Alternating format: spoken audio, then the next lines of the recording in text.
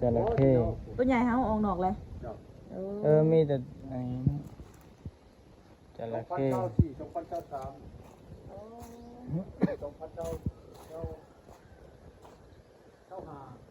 อืมเจ้า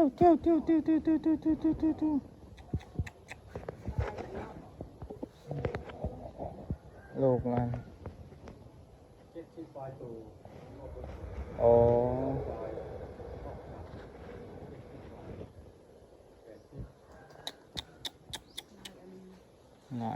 หลายแห้ง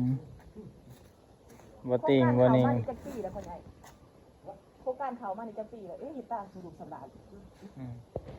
ขั้นไล่เดี๋ยวจะดิ้นกับพอดเก้าปี มันหลายโครงการเลย เข้ามาในเท่เป็นชอบพันที่สาม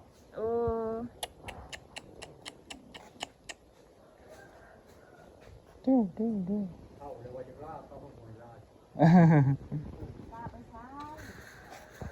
เขาบอกให้ล่าแล้วผู้สำนีสำนา